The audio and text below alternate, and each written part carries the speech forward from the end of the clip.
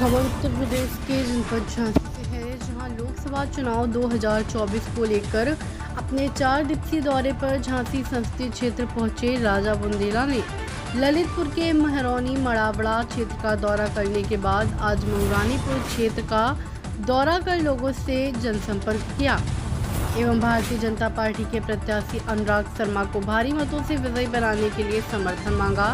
इस दौरान ग्रामीण क्षेत्र के सैकड़ों लोग उनके जनसंपर्क अभियान के हिस्सा रहे। जनसंपर्क अभियान के प्रारंभ में मऊरानीपुर नगर पहुंचे राजा बुंदेला ने पत्रकारों से वार्ता की। पत्रकारों ने राजा बुंदेला से बुंदेलखंड राज्य निर्माण के बारे में सवाल पूछा तो उन्होंने जवाब देते हुए कहा कि 2024 के चुनाव के बाद निश्चित ही सरकार 3 अलग राज्यों पर फैसला लेने वाली है। उत्तर प्रदेश के जनपद झांसी से संवाददाता योगेंद्र सिंह बुंदेला की रिपोर्ट। हमारा ललितपुर झांसी लोकसभा विधानसभा के लिए प्रचार प्रसार का ये दूसरा दिन है। कल हम लोगों ने महरौनी तहसील को कवर किया, आज हम मऊरानीपुर आए। हमारा लक्ष्य है कि जो बुंदेलखंड विकास में एक नया जो एक सोपान आया है, नई बयार आई है, हम लोगों से यही विनती कर रहे हैं कि अनुराग शर्मा जी को भरोसा जताकर केंद्र ने एक बार फिर से टिकट दिया है। उनके काम को देखकर, उनकी सत्यनिष्ठा को देखकर और उनकी ईमानदारी को देखकर तो हम भी उस पर मोहर लगाएं। मैं जनता से यही विनती करता हूं कि पिछले कई सालों में बुंदेलखंड में जो शांति है, जो विकास हुआ है, उसको ना रोकें। किसी न किसी रूप में आपका सहयोग हमारे लिए बहुत ज़रूरी है। हम भी ये जानते हैं कि हम भारतीय जनता पार्टी, हम सबको महसूस है कि जीत रही है, लेकिन उस जीत की भागीदारी में आपका भी हिस्सा होना चाहिए। आज हमारा ये मऊरानीपुर का क्षेत्र का दौरा है।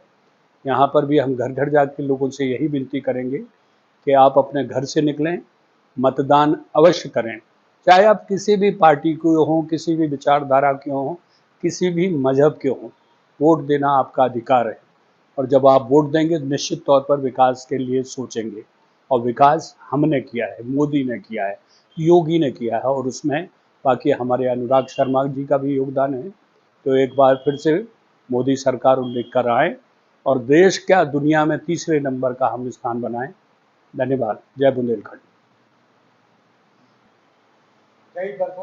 देखिए, ये बहुत सहज नहीं है, ये बड़ी बात है।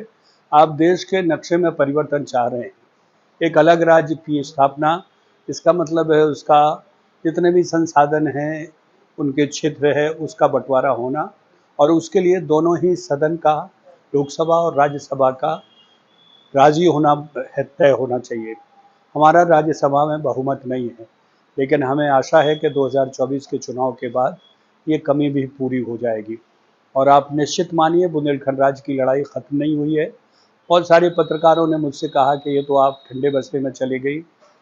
आंदोलन के रूप अलग अलग होते हैं, कभी ऐसे होता है, कभी ऐसे होता है, कभी ऐसे होता है, लेकिन अब ना बस जलाने का है, ना रेल रोकने का है। अब केवल विचारधारा के ऊपर लड़ाई है, तो हम वो लड़ रहे हैं।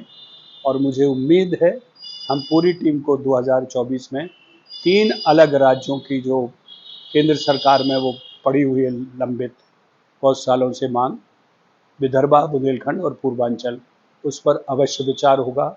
और 2024 के बाद मैं ये मान के चलता हूँ कि बुंदेलखंड राज्य की स्थापना होगी। ये हमारी लोकसभा की जो पहली उम्मीदवार थी, उनकी मैं डेट नहीं बता के जा रहा हूँ, लेकिन मुझे उम्मीद है, जिस तरह से मुझे केंद्र सरकार से बात करने पर जो आश्वासन मिला है कि बुंदेलखंड राज्य ज़रूर बनेगा, लेकिन सही समय पर बनेगा।